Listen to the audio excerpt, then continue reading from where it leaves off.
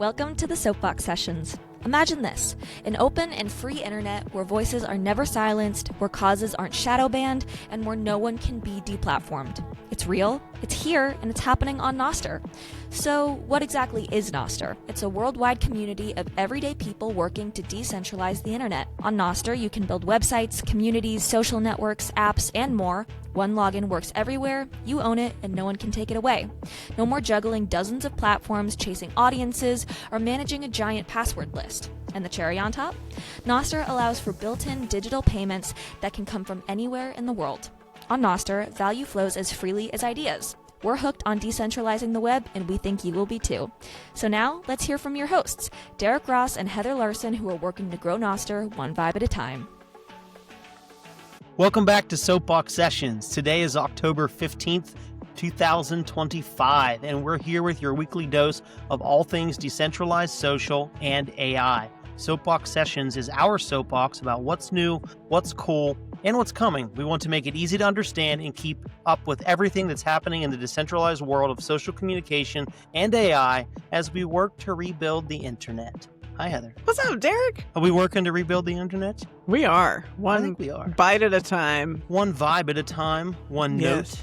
note at a time, one zap at a time. One zap at a time. It's going to take a lot of zaps, but we'll get there. It is going to take a lot of zaps, but I think that the zaps help, right? The zaps let us know that we're on the right track. The zaps are the killer app. That is the one thing that we have in Nostr that nobody else has. Zaps. You're right. Nobody else has it. They don't have microtransactions the way that we do. Permissionless microtransactions. Mm-hmm. It's easy. Once you get used to this way of life, it's really hard to go back to anything old-fashioned. I start thinking in zaps, right? Like how much is this content that I enjoyed, that I consumed? How much of a zap is it worth? Is it just your like regular run-of-the-mill 21 sats? Mm-hmm. Is it 210 sats? Is it 1,000 sats? Well, people showed their personality in their zaps, like you see people's favorite numbers like 7 or 8 and like they sent 88 sats or, a lot of people do 42 because remember 42 is the meaning of life, nerds. Yes. I see a lot of 21s for the Bitcoin nerds out there, a lot of 42, as you said. And then there's some very specific ones. Like if I get 333 sats, I know who did that. If I get 55 sats or 555 sats, I can probably guess who did that. The 84 or 814, I generally know who did that. Oh, that's funny. Yeah. There's one person that does 111. So it's like, we're number nerds, I think.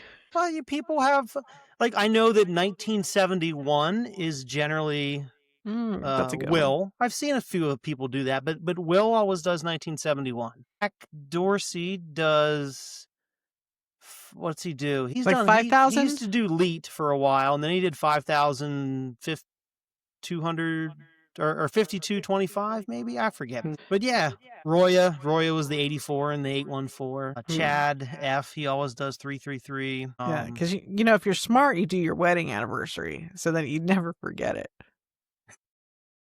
Oh man, that'd be 729 sats for me. There we go. See, a little life hack, bro. I don't think you would. You would never forget. You wouldn't forget. I'm never going to forget that date. No. But for some of the men we know, in case you might forget, that's it's a little life hack for you. And some of the women too. I would probably forget that. Actually, I'll be honest. I would have the wrong date. I've done that before.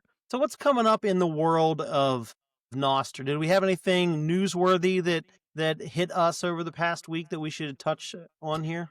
So much. Well, I would say, first of all, that we're actually recording this before Nostr Valley. So if people are wondering, like, why aren't they talking about Nostr Valley? It's because technically in our parallel universe, it hasn't happened yet. It didn't happen yet for us. You're right. Yeah.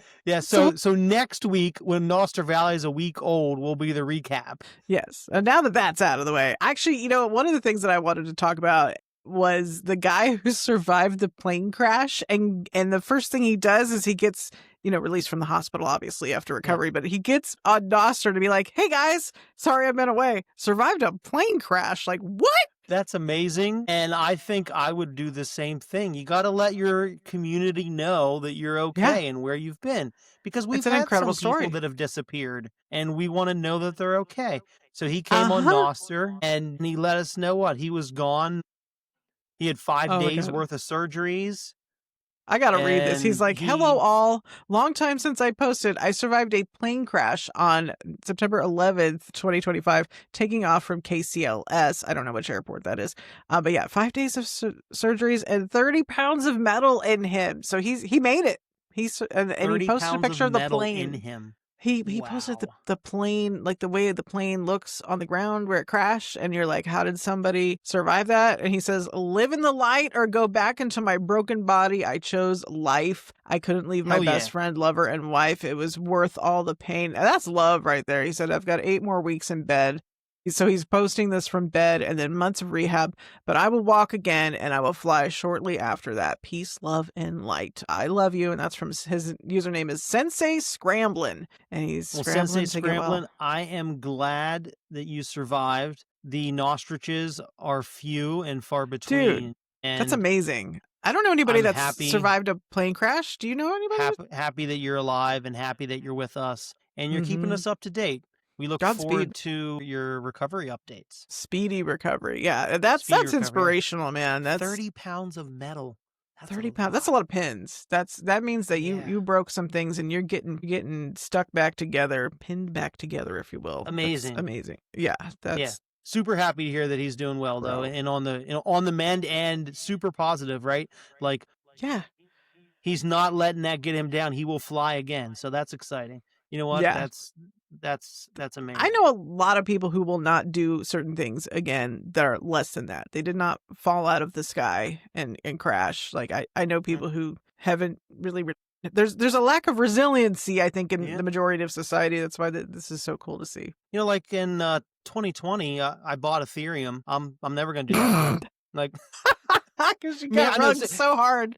It's not still the got same that run thing. burn in there. Huh? It's not the same thing, but you know, it's a fuck up nonetheless, right? Like, bought Ethereum 5 years ago, learned my lesson, not doing that again.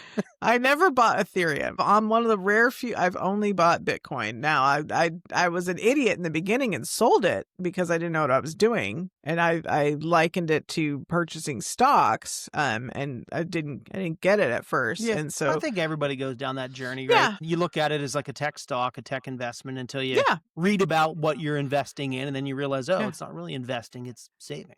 Yeah.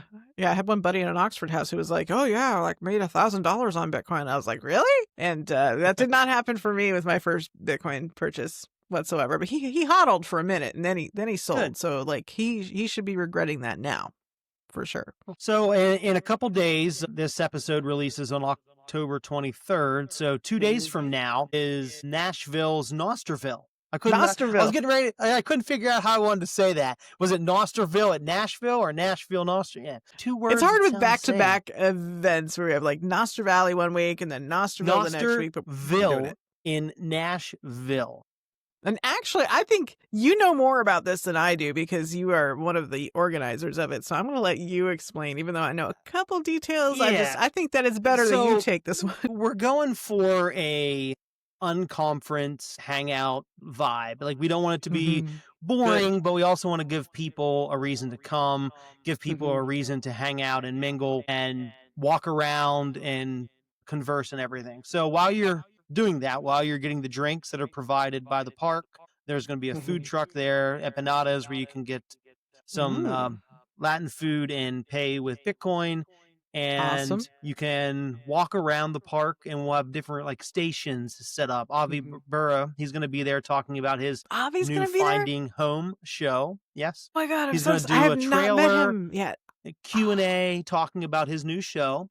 That makes my day. That's awesome. Coin Painter, he's going to be sitting outside doing value for value portraits. So you I can haven't go met him in real life your, either. Yeah, you can go have him paint your photo. And he'll give him some sats for it. Sweet. Yours truly, I'm going to be there doing the whole vibe coding, more ideas, more freedom, more vibes talk. I'm going to be stashed away in my little nerd corner, and you can come hang out with me, and we'll do some nerdy stuff together. All right. We're Talk gonna have nerdy Oshi. to me. Yeah. We're gonna have Oshi there. He's gonna be having Oshi? some merch, some You the Huddle Huddle Butter Butter. guy? Huddle Yes. All Butters. right. Oh, this is good. And then we're going to have Sean Yeager is going to be there, and him and I are going to do like a little fireside chat, kind of talking about what we had talked about in Imagine If, extending the conversation, talking about, Nostr for kids, Nostr safety, and moderation tools, and more things along that conversation, expanding upon that. I'm liking and this. then we're going to have Joe Martin and Ainsley Costello being available to do a little meets and greets. And obviously talk about value for value in the future of musicians, and kind of doing their whole entire spiel. Their whole conversation. That's exciting. So, you know what I did today? I went to Geyser. Geyser.fund. I went and picked up my new Joe Martin album that's coming out next year. I'm funding the project with sats using Geyser.fund. Cool. Just get on there, search Joe Martin, and you can get all kinds of things. CD, vinyl, merch. You can contribute to the whole thing. Yeah, so I'm excited. You can meet him in person and get him to sign a t-shirt or something. I don't know. Yeah, I can't wait to see him play live. I've watched him on Toonster all this time, listened on Wavelake all this time. I finally get to see Joe Martin play live in person, and I can't wait. So I spent some sats today to support Very cool. Joe Martin one, which is what we should all be doing. We should be spending our Bitcoin to support the ecosystem. But that's another soapbox for me to get on that, maybe you don't want to pull that string right now. That's okay. I'm going to converge all the strings and all the soapboxes. Did you see the vibe coding songs that came out yesterday on Nostr? From Pup? Several of them, but Pup released some, and Contra released an album. Yeah, Pup released a whole entire album. Contra released a couple songs. Yeah, and there was another individual that released a couple songs too. But GG, he's a Bitcoin philosopher, I'll call him. He's a FOD, met GG a couple times. He wrote a book. And he's written a book. I think I have his book on my shelf over there. Yeah, 21 Lessons. One of my favorites. I have the audiobook at least, but that's one of those must read. If you're new to Bitcoin and you're like, what is this all about? That's a good Cliff's Notes right there. Quicker read than some of the big bookie books out there about Bitcoin for sure. But GG he loves vibe coding, and he's been working on an app. And the other night he said something like, "Hey, it's midnight, but I'm refactoring the whole damn thing." Like he just, he wasn't going to bed. He was staying up late vibe coding. Oh yeah. And code's kind of disposable. So he was like, "Hey, I need someone to make a song about this." So Nostr came together and made several vibe coding AI songs, and then Pup. You can't do this on Twitter. A whole entire album. What did he call it? It's like an EP or something. It was like, he had like a bunch of songs. 10, more 12, than an EP. 10 to 12 tracks, I think, and it's called All the Web's a Stage. Is that what it was? It was All something the Web's like a that. Stage. But it looked like he did like the drama emoji, but with like dog faces. Yeah, well, because he's a pup, right? He's a dog. He is a pup. So that makes sense. Bitcoin pup. It's called All the Web's a Stage, and there's 7 songs on it. Kind of a little play on our really Shakespeare. Cool. It looks like, the first track is called Prompt, then Scaffold, Identity, Handshake, Zap Receipt, Push to Relays, and then my favorite, All the Web's a Stage. All the Web's a Stage? I mean, they're vibe-coded tracks, but they're actually pretty good. They really are. Like, they're vibe coding. It's kind of meta, right? It's like AI songs about AI. There's kind of this emerging, like, you can market something with an AI song, and it's like you can tell when they're AI songs. But also, if we go way back to like 25 years ago when the auto-tune and the hip-hop started really coming strong, like some of the songs sound like that too. Yeah, it's kind of, we had AI back before there was AI is what we had there. The old Zapp and Roger auto-tune, which was a big thing here in the Phoenix market. But I think that, at first I didn't like a lot of these AI songs as a fan of music. But once I looked past it, I realized, okay, some of these are actually really good. And then some musicians, well, I don't want to call them musicians. They're usually funny. What should I call them? Vibe-musicians. Oh, yeah, that sounds weird. Like, we need to think. Some of these they are DJs, vibe DJs, creative artists. And I have friends who work obviously in music or who are voice artists, and they're really, really iffy about AI, and they have no idea what you and I are doing with it, Derek. Like they think it's terrible. My niece thinks AI is terrible. So for the people who are like, they're supporting the ripping off of artists, like, we're not. like, we're not serious about the AI vibe coded music. I still see it as more of like, it scratches an itch, and it's definitely comedy most of the time. A lot of, like Richard Greaser from the Bugle News does a lot of satire with it and stuff. So it's like, I just want to be clear that we're not trying to pass off this is like, real music. We know it's not real music, but I think the consumer public doesn't know the difference yet. It has its own space. It's like it's almost its own genre, right? Yeah, AI. Like, you know that it's AI, and you can appreciate it still. Well, look, we've been doing electronic enhancements to music for a long time, for decades. Maybe that's now. what we call it, electronically enhanced music. Well, I mean, think of it.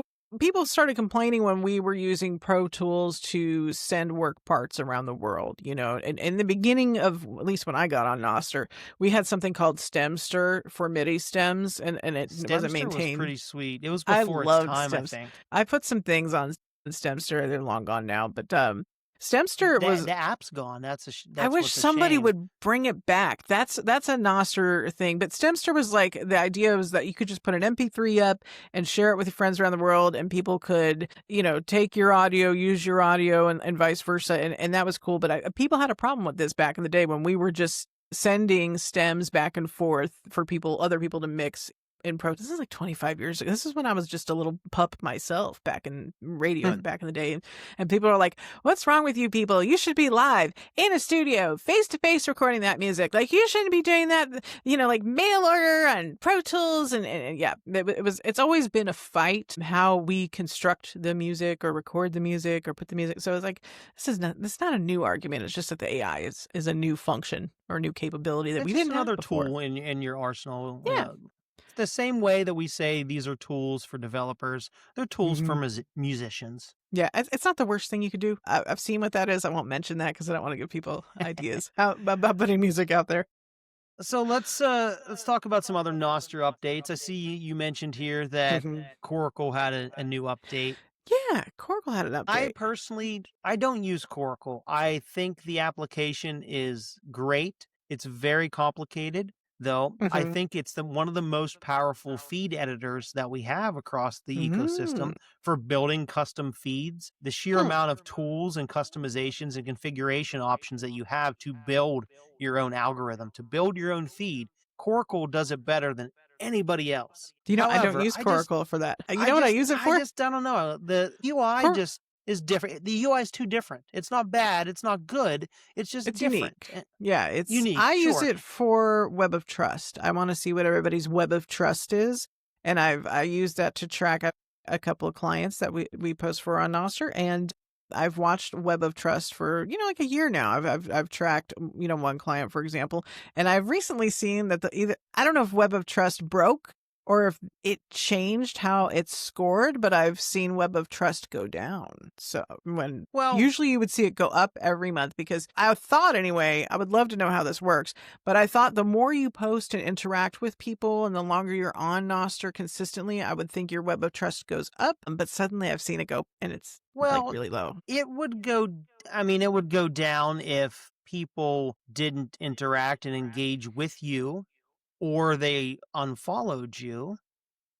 Well, if your follow count goes up, I don't know how it works. It would be interesting to see how the Web of Trust is weighted, but I think it's a good metric for sure for people who want to all find of that information is out there. I don't remember what any of the weights and scoring are. I've looked at it before, but it's been a long time. But maybe that's something we can revisit and talk about in a future show.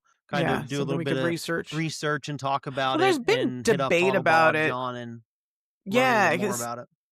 I know there's two sides of the argument. We won't get into it right now, but I know some people have said, well, Web of Trust is good because then you could, get rid of the AI spam bots on one hand, or it's bad because, we shouldn't need that. But there's different schools of thoughts on whether people like it or not. Let's rewind here a little bit and talk about, in case you're not familiar with what Web of Trust is, and Heather and I keep saying this, Web of Trust is, it's very complicated, but it doesn't have to be. It's essentially your network. That's all it's just another way of saying your network. So it's the people that you follow and the people that follow you, and then the people that they follow and follow them. It's a web. It's a network. And your network can extend out several different layers. And based on a wide variety of factors, maybe how many people follow you, how many people follow those followers, and so forth. That can be Mm-hmm. your Web of Trust score. So the more well-connected you are, the higher score you get. So that's good to prevent spam. Yeah. However, people that just join Nostr today will have a Web of Trust score of 0.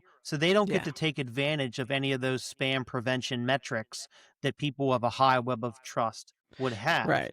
And it takes And a there's while to no grow way that. for them to easily break into the Web of Trust because that defeats the purpose of the Web of Trust. So so it it's does. kind of There's a catch. no difference between like a person who's like day one on Nostr and some bot who's been there like being bottish, for months. Well, It would be and that's interesting the to see though. problem. Yeah. Web of Trust is great for an existing community, but onboarding new users, it's a pain point for them. And I think that we haven't figured out a good way to solve that for new users yet. Yeah. Unless you could like zap your score up, but then anybody could do that. So that's then it's wouldn't pay work. to play at that point, and you can, if you want to manipulate people and be, mischievous, you could just pay a few dollars to get into a Web of Trust or something like that. Those are things we just don't do on Nostr. So like the legacy platform version of it. People could. Somebody might come along and do that. I mean, they're certainly, welcome to. It's open source. But like, if you think about it, like the legacy platforms now, they ask for your ID. They want verification that you exist. Like, and I'm talking about like LinkedIn, Twitter, and it's like, don't you want to be verified? Upload your government ID. And it's like, I don't think I'm going to do that. No. But it's Web of Trust in identity are related and very similar to how PGP works, like PGP identities. PGP, what's like PGP? Pretty good privacy. Pretty good privacy. So these identities are meant to be almost like real world identities. So you and I show up at a conference together, we meet each other, I sign a transaction to you, you sign a transaction to me, we verify, and now our chain of transactions knows about each other. So we have this Web of Trust now through PGP. And so people have been doing this for decades. You know what our other Web of Trust is? It does work, what the simple way again, is? new people getting into it's just really hard. Don't forget the simple way to do Web of Trust and identity verification that we started on Nostr is you take a picture of you with a shoe on your head to prove that you're not a stock photo. Yeah, that was a trend on like 4chan, like 20 years ago, and somebody brought that to Nostr. Oh, that's funny. I didn't know that. I've never been on 4chan, so I don't know what 4chan is a lot Derek's of internet trends. A lot of internet trends came from 4chan, 2 decades ago. Shoe on head. I did not know. But yeah, so if you ever see somebody doing shoe on head on Nostr, they're just trying to prove that they exist, that they're a living, breathing human and not a bot. I mean, not to get into the weeds here, but we went through a spell on Nostr where attractive women were joining and saying, "Oh, wow, what are zaps?" Attractive women. And it was clearly not women. It was dudes stock photos posting photos trying to get earn Bitcoin for scamming other dudes. I like that. Attractive women photos. Like, because anybody can do that. Like, it's the same on dating sites. This is like literally Internet 101.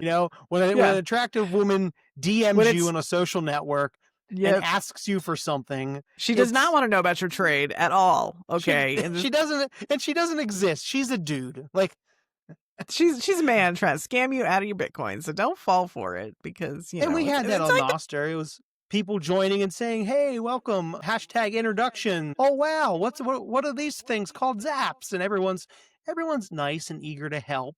But then someone's like, "Wait a second, guys." That is the one drawback of Nostr. Verification. It's exciting. We have zaps. You can monetize your content, and also we have zaps. So there will be weirdness because people want free money, and so they will pretend to be other people, or they will beg and say that they need charity for all kinds of things, and so that does happen. And you can zap whatever you want. You don't have to zap to do anything on Nostr. You can get on there and never zap anybody if you want, or you can. I think this is the perfect segue into talking about AI news. Okay, do it, because I think this aligns with the whole verification and and beautiful women in your DMs, asking you for Bitcoin. So in AI news, Sam Altman said that he was going to allow erotica for adult users. So essentially, you could have adult conversations with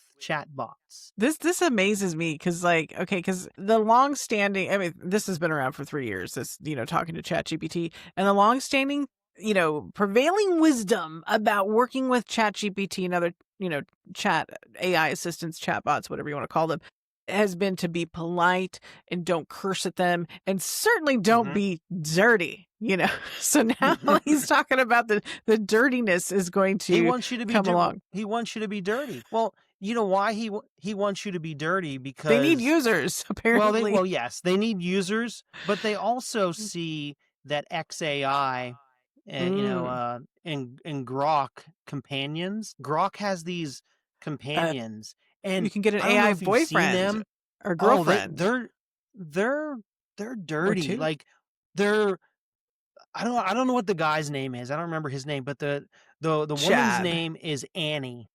Oh, okay. And she is dressed in sexy lingerie, and it's an anime. I mean, it's a sexy anime character, like wearing very revealing clothing and dancing and wiggling around and bouncing around. Like, it's weird. And that's a turn on you. For some people, though. Like, some people are into that. That's a thing. Sure. And I'm not going to kink shame. You can be all into it, but there's literally nothing good that can come from this. A new form of addiction. I mean, maybe 2 minutes of fun, but after that 2 minutes of fun, nothing good is going to come from it. See, the problem is there's always going to, and I know that in this, I think I saw this in maybe the article about this the other day, or maybe it was something else that I read. There's a definite mental health component to AI, sure. and maybe trying to control it. And okay, so like I worked in the mental health field at once upon a time. I worked in the addiction field specifically, and we were housed inside the county mental health unit of the city where I worked. And so I've had a good front row seat to seeing, and this is way before AI. Okay. So this is seeing people with mental health issues, so when people say, oh, AI is making mental health worse, maybe, but honestly, if somebody has a severe persistent mental illness, they're going to go there.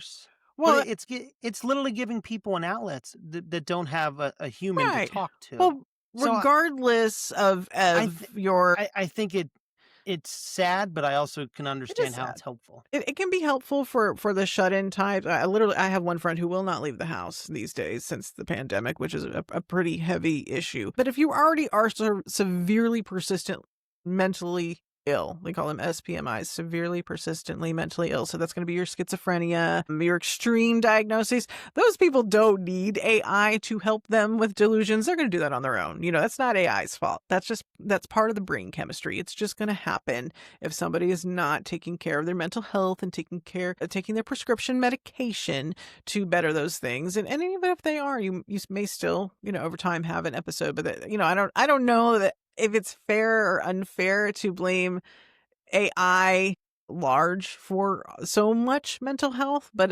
this article says it's going to have its ups and its downs, right? Yeah, people spend there's entire discussions around people having pseudo romantic relationships with ChatGPT and Gemini.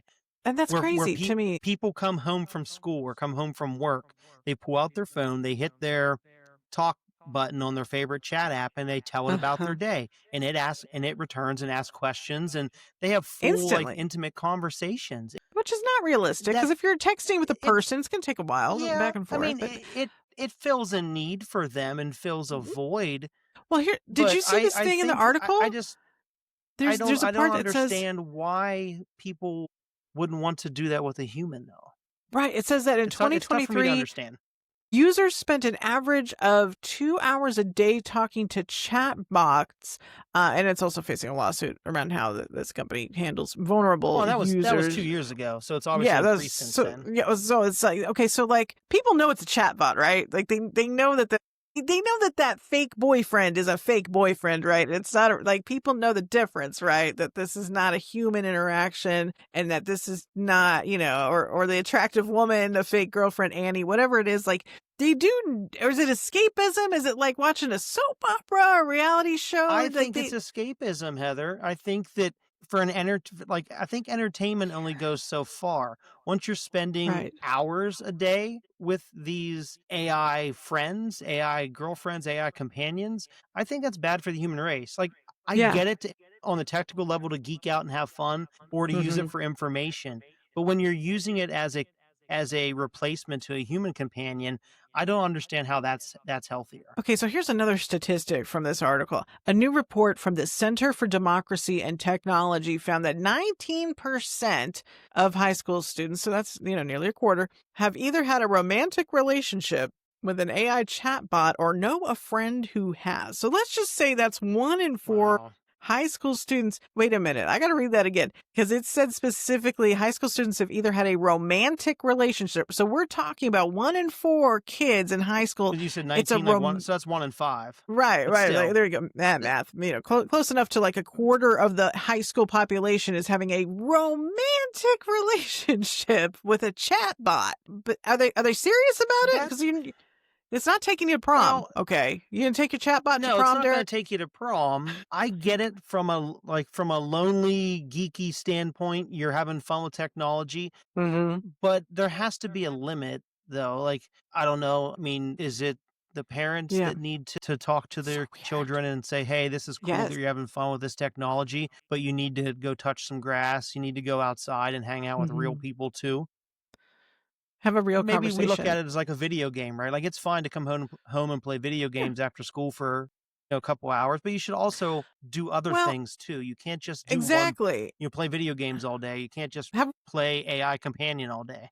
Have we set ourselves up It's for not this? Because healthy. it's not healthy. I feel like people say, I don't know, I don't have anything to back this up other than, things I've heard people say in conversation that the younger generation already lacks social skills because they have spent so much time being digitally native, growing up with iPad, right? The iPad generation. There's that book, The Anxious Generation, talking about how social Yeah. media has damaged mental health for teenagers. And so, like, could we say that, we have primed the pump for this sort of thing to come Well, along yeah, with years of social absolutely. media? Mm-hmm. Absolutely. So It's instead not of healthy. fixing it, we're literally going to make it worse.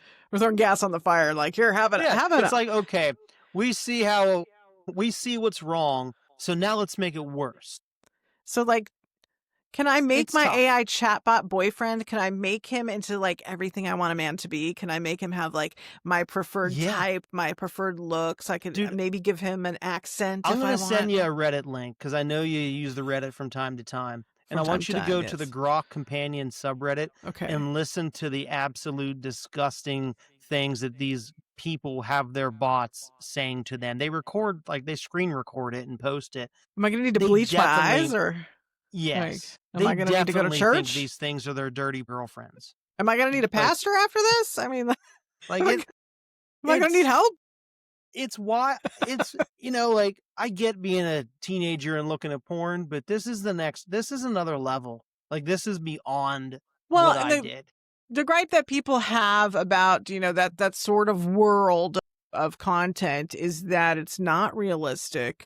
And that, people in that trade weren't treated well, but now there's going to be no consideration of that because there's no people Sure. now. It's just AI. So whereas that can be very addictive for the male population, not as much for the female population, but I don't know. I could get very addicted, I think, if I had an AI boyfriend who just sent me good morning every day and said, hey, you're pretty. I mean, that's better than my ex used to do. That All that's right, kind of an so upgrade. men take notice. Men take All notice. you Like, need to do is send a say good GM. morning and you're pretty. Mhm. That's kind of all we need. Like, open a door and buy us dinner now and then. Takes on a date. That's like all we need. I mean, men think we're complicated. Just say good morning. Tell us we're pretty. Jesus, Pura vida? is that hard? Yeah, per vida. Or we won't go looking for AI boyfriends. I want an AI boyfriend now, Derek. I'm gonna get one so I can see what it's like. Well, you know what? That's what we'll have a homework episode where Did Heather get an you AI try to boyfriend? seduce an AI boyfriend. I'll try to Oh my seduce an AI God. girlfriend, and we'll come back and we'll report. With my luck, my AI boyfriend's just gonna be like, I just want to hang out with cats. It's like talking to my wife, honey. I'm just talking to my AI girlfriend. Leave me alone. You guys have been married so long, she's probably like, good. No, she'll just roll her eyes and be like, "What the hell are you doing?" Like, and No, she'll be like, did he vibe code her? Is this like a weird science movie come to life? Like, did he vibe code the perfect woman? Yeah. Like Weird Science, like that movie Weird Science from the early 80s. Who was that? Kelly LeBrock? Weird Science. Oh God, I don't remember. I can remember. I can God, that was a remember long time ago. I can remember various scenes from that movie. Man, we can do that now. All the things that we had TV and movies about in the 80s, we get flying cars and AI girlfriends. We're gonna have we can enjoy Weird it all Science. now. It just took 30 years or 40 years, but Well, it's probably like 40. 40, yeah. Took 40 years, but now we can have our AI girlfriends. Finally. All right. Weird. I'm not honestly, like, besides our research, if we do that, that's the furthest I'm gonna go. You know, now that we've told people they can have a digital significant other, nobody's going to listen to the podcast now. They're going to be busy. They're going to be busy before we drive away more users because they're talking to their companions. Let's talk about some real cool AI stuff instead of instead of the bots crazy or stuff. whatever. The stuff that gets all the attention, right? Well, that's because, unfortunately or fortunate, these things sell. So let's talk about Claude Haiku 4.5. This came out today, I love this one. I think. I already used it. Mm-hmm. Yeah, Haiku is a brand new model from Anthropic, and it's a member of the Claude family. It differs from Opus, and it differs from Sonnet, where it is comparable to Sonnet 4. So the old version that came out like 6 months ago. So it's about the same as what you've been using for the past 6 months. Slightly better, just like teeny tiny bit better, but it's a third of the cost. It is. And it's twice as fast. Dude, I was using it all afternoon today. I made an app the other day. I can't tell you how much it actually was. We'll say it was more than $50, right? And then I decided to start over today. I flipped to Haiku. I said, oh, what's this? This looks more affordable than Claude Sonnet. Yeah, as our dev Lemon at Soapbox said one day, like, Claude Sonnet's like baller status, man. If you're vibe coding with that, you're spending... It's expensive. Yeah. So, like, so if today you've been using Claude Sonnet 4.5 the past, 2 weeks it's been out, it's expensive, and it's the same price as Claude Sonnet 4. But you see them. You could use Haiku, the cost which is goes up. It's what did I say again? It's 1/3 of the cost. That's crazy. Oh my God, it's faster. So think of it as like a supercharged Sonnet 4. I wanted to see what it could do, and so I took the same app that I tried to make the other day that I didn't love, and sometimes you got to start over, right? But we'll say I spent more than $50 on it because, again, I blew it out of my browser, which is another story we'll get to. But today I remade it, and it probably cost less than $6. Honestly, it was just as good, just as fast, maybe faster. And I'm using it in Shakespeare, right? Because you can always pick your own model. So like I was like, well, let me pick this new Haiku thing. Let me see how let's take this for a spin. Let's see how this works. And it was great. And every time I thought, I get skeptical and I'm like, oh, can it be even as good as Sonnet? Can it do the same tasks? Yeah, it can. It's going to save you a ton of money. So, I mean, God, Anthropic's so good. So if you're looking to, I'll say, graduate to like a little more intermediate or expert advanced level, you can't do this on Shakespeare, at least yet. Maybe we'll figure out a way to do this in the future. But if you use like Claude Code, what you can do with Claude Code is you can have Claude Sonnet 4.5 be the, I'll call it the tech leader, the tech manager, and the standard setter. He can create the plan and have all these sub agents of Haiku. So you could have a UI guy, you could have a back-end guy, you could have all these different tasks, and you can divvy them all out to these sub-agents running Haiku. So you have the more expensive, most expensive model that is the manager. It comes up with the plan of attack, all the tasks, which is smart, how to do everything, and then it divvies them out to the cheaper agents, the ones that don't cost as much. Yeah, I thought about it for a second. That's a way to efficiently. I actually worked completely with Haiku today, but for a second I thought, is it going to have trouble here? Like, is it about to get stuck? Because, sometimes it gets in that doom loop, and I'm like, should I flip it from, Sonnet 4.5? Should I flip, or should I flip back to Sonnet 4.5 from Haiku? I mean, like, I was like, should I do that? Or should I like give it one more prompt, one more little nudge where I was just like, hey, do you see the pattern here? Like I'll because I talk to it like a person.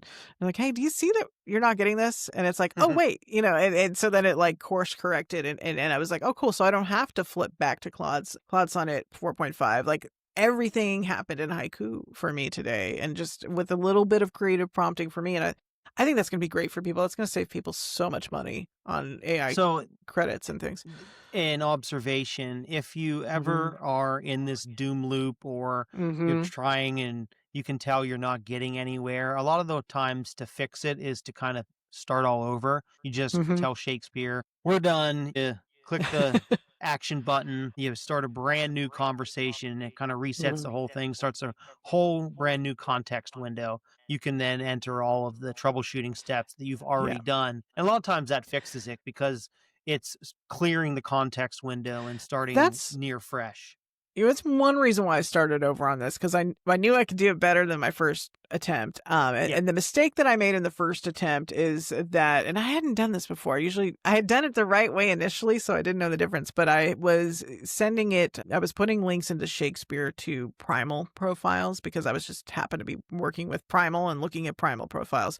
What I really should have done that works better and more efficiently is to just copy and paste the npub, because what I wanted it to do for this app was just like import all of these npubs or profiles and then like show the person's bio and profile picture. That's what I wanted it to do, and it was ineffective to do it by like links to their Primal profiles specifically, but it worked great due to the interoperability of Nostr when I went back to what I normally do, which was, copy paste everybody's npub, and then, it still had a little hiccup there. It's still like it put in blue dots instead of showing their profile pictures, but I was like, hey, you didn't do that right. Do that again. And then I was like, okay, which was pretty good for Haiku. Which model were you using for that? Haiku, yeah. Haiku, okay. Claude Haiku. Cool. I like it. Yeah, Haiku's I've easy only to done remember. a little bit with Claude Haiku, but I want to try to go very geeky and very developer-y and build a team of like 4 different Haiku sub-agents and divvy out tasks to them. I'm going to try to figure out how to do that just because I want to know how to do that. AI provider army. Yeah, that's what I'm going to do. And then I'm going to figure out, like, could that be advantageous for us to do with Shakespeare? I don't know, though, because with Shakespeare... This could be a nerd snipe. Well, with Shakespeare, we can change, 40 different AI models. Yeah. We can change them. And essentially, each time you change them, you're having, it's essentially a new agent starting over, working on things. So you don't really need sub-agents. The only benefit is you would be able to have them be in parallel. They'd be running at the exact same time, working together. Because now what you would do is you would build with one model, you start a new conversation or use the same one, you switch over to model number 2, you do the same thing, switch over to model 3 and so forth. So you're stopping. They're running in serial instead of in parallel, and it's not as efficient. But that's something to talk to the big brains about. Maybe Shakespeare 3.0 will have something like that. Give Alex some more ideas and like you give this man like a cool enough idea, and he will run with it. I guess this can bring us to talk a little bit about Soapbox news here.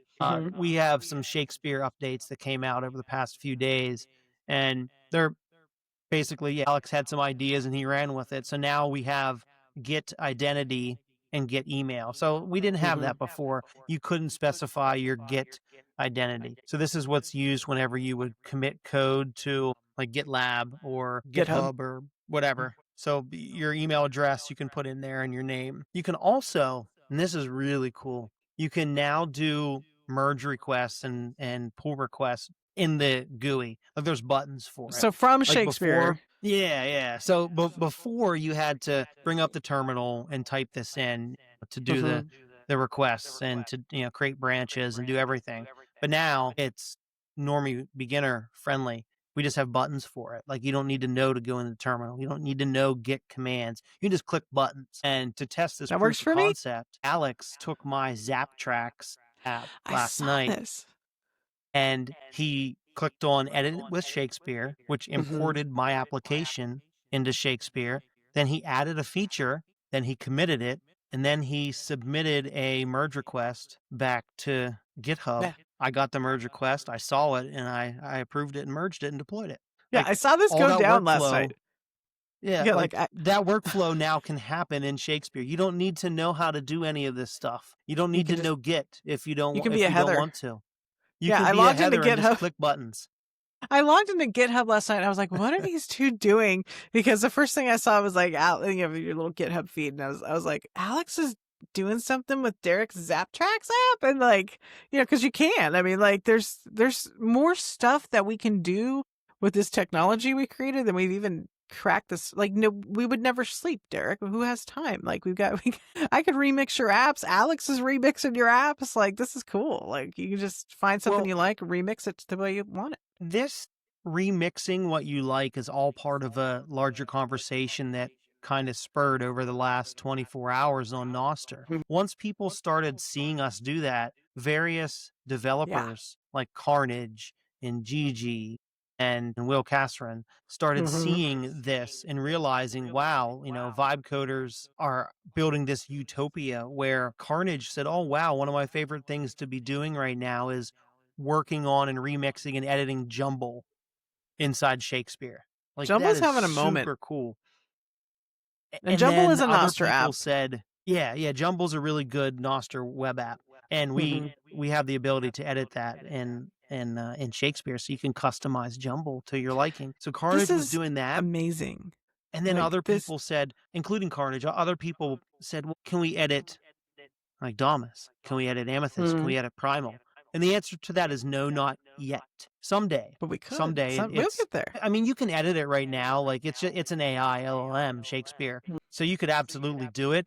It's just going to have a bad time. It's not really made for that yet. So it is possible, but I wouldn't recommend doing it.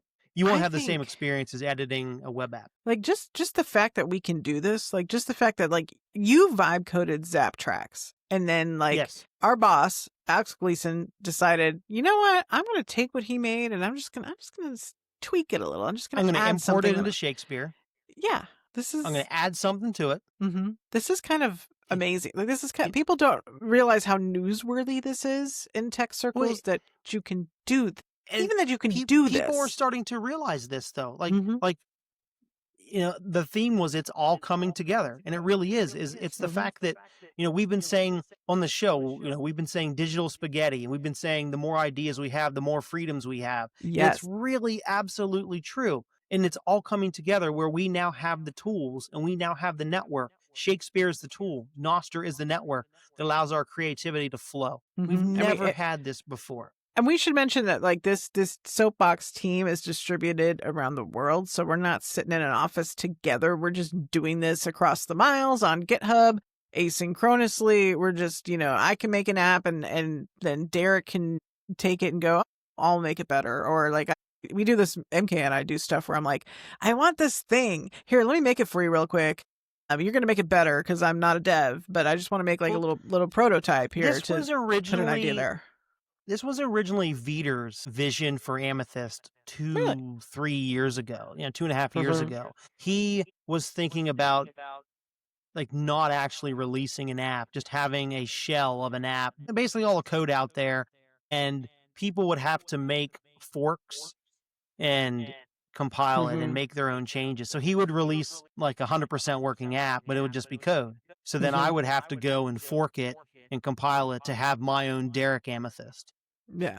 And here it's all visual, 2.5 years ago. So 100% I would do that. I would download the code, I would install Android Studio, and I would compile the APK. And that's probably really about it, besides like changing the name and the icon. I'm not going to do anything else. But now with vibe coding and the tools that we have, I could literally customize Amethyst. I could build my app off of Amethyst. And that was Viter's original vision. And now we're on the verge of actually being able to do that, where maybe someday, maybe, this time 6 months from now, Heather, you say, you know what, I use Damus and I wish Damus had this one feature. And you click, edit in Shakespeare, you remix, you add your one feature that you told Will to add. And Will says, I'm not adding that. Well, you're like, you know what, Will, I'm adding it myself. And you do it. I've got a GitHub and a Shakespeare and I'm doing it. And it's going to take 15 minutes. Like, it's literally all coming together. Like these tools are now, these tools and networks and resources are converging, and we're watching it happen in real time. And we're watching people start to understand how powerful this is. It's super cool. We can rebuild the entire internet. Yeah, at the beginning of the show, the intro, when I say rebuild the internet, I'm literally not just reading it. Like, this is what is happening. And specifically, we're rebuilding it to be so open. Anybody can. Yeah, It's open anybody source. can build. That's why we're doing this. So this would be like if it were 2007 and you had Twitter and you had Facebook and you just wanted to like remake both. But if in a world where this was maybe on Nostr and they're open source, like you could remix your Twitter, you could remix your Facebook That's a question. and whatever else Yes. you want to remix as well, as long as it's, built on an open protocol like Nostr is, and everything's open source and interoperable. And we're all, talking to each other on GitHub and GitLab, and we can all just make anything we want. And That's how I described vibe coding to somebody. I said to them, imagine it's 18 years ago and you have the best web developers at your disposal to build Twitter, to build Facebook, and you have them at your fingertips, at your disposal. What would you build? And that's essentially what we're doing. We have very talented AI developers that have all the know-how, how to build the next Facebook, how to build the next Twitter, or something that's never been built before. And what do you want to build? What do you want Everyone to tell them to do? has an idea and multiple ideas from what all I'm seeing. coming Like you together. always have more. Yeah, it's all coming together. We can rebuild I things. keep saying that because I want that to be the name of the show, by the way. We'll make that the name of the show. It's all come together. I think It is one all of coming the together. and let's be real here. AI is not perfect. There's going to be some mistakes or some bad code, technical debt, yada yada yada. People are going to complain about that. We Dad won't, doesn't but like it.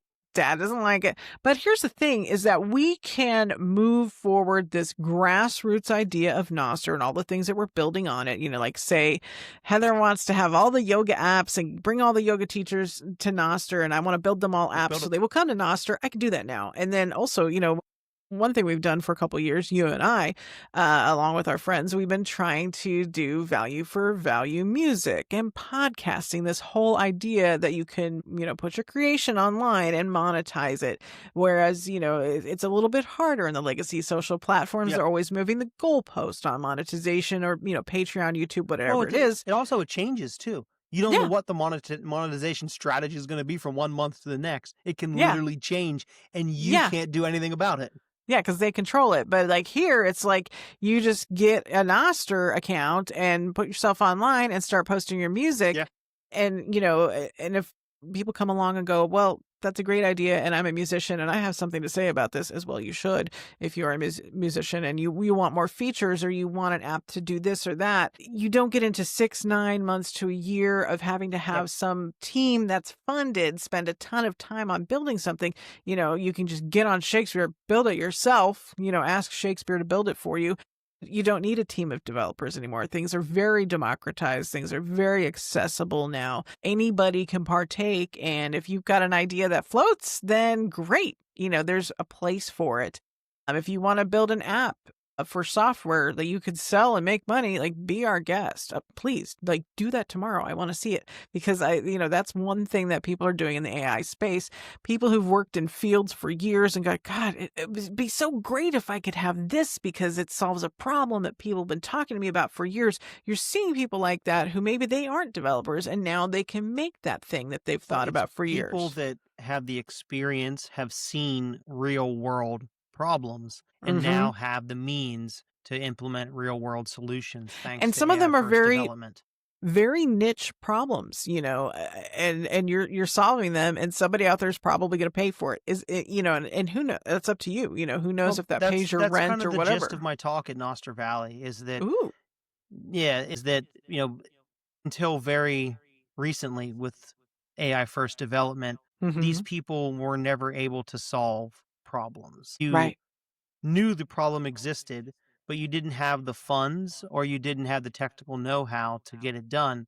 So your idea never reached production. Maybe you had a little bit of a prototype stage and then you realize it's going to cost, $100,000 to build and you're like, and then it goes nowhere. Or the fact that large tech companies kind of gatekeep a lot of these things from happening. They squelch the competition. Yeah, there's a thing where they snuff out the competition, like Heather said, but then they'll also buy up the competition too. They'll buy up new startups and bring them under the fold. That's great because the founders just made tons of money. Cool but if you want to do bad that. for competition. Yeah, it does, and I could speak volumes They buy on out this. the competition. Yeah, I mean, I got into radio right after Bill Clinton signed the 1996 Telecommunications Act, and that was supposed to foster, at the time, this is how it was sold, it was supposed to foster more competition and innovation, and it actually did the opposite. It allowed big companies, which at the time was like J-Core and then Clear Channel, to buy everything up and consolidate markets. And this is kind of how we got to where we are today, actually, because it started with, it was radio, TV, it was media companies buying all of the, your radio, your TV, your newspaper, your magazines. You're not reading magazines now. You're not reading newspapers. You're not watching TV anymore. When is the last time I read a magazine? Wow. When's the last time you listened to a radio station in your hometown? What year was it? What decade was it? I mean, in my hometown, we have some small local stations. Probably got some good ones. PA. Yeah, but like this is not a common practice. Yeah, 30 years ago, this was a common practice. You lived by your local radio station, but you also, when your favorite band came to town, you went to a place to buy the tickets because you had to physically do that. So I mean, life has changed overall. But I mean, the reason why we got to where we are with big tech is partially due to that consolidation that's been going on for 30 years. So that's wild, man. I mean, it's just, we got a lot to undo. So we are working on fixing a lot of this. Like I said earlier, we now have the tools in the network to do so. And we're working on taking back control. We're working on taking it all back and undoing some of these things that seemed right at the time. And I think they were necessary for growth. But we did the best with what we had at the time. But it got out of control. Very much. So we're fixing the mistakes. Yeah, I think we've learned that, we've had our attention hijacked. We've had our data has been hijacked.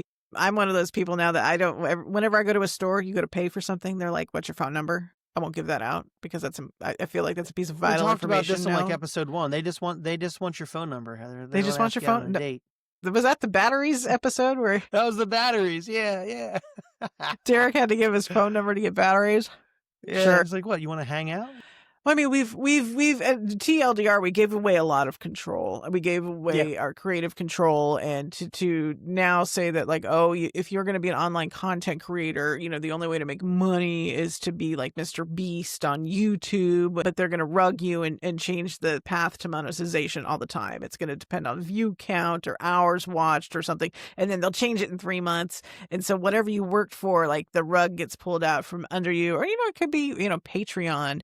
Or, for example, most things use the Stripe API. So if you want to get paid online, you get cut off from Stripe because, whatever, PayPal or Venmo, whatever you're using, you may not be able to receive payments one day.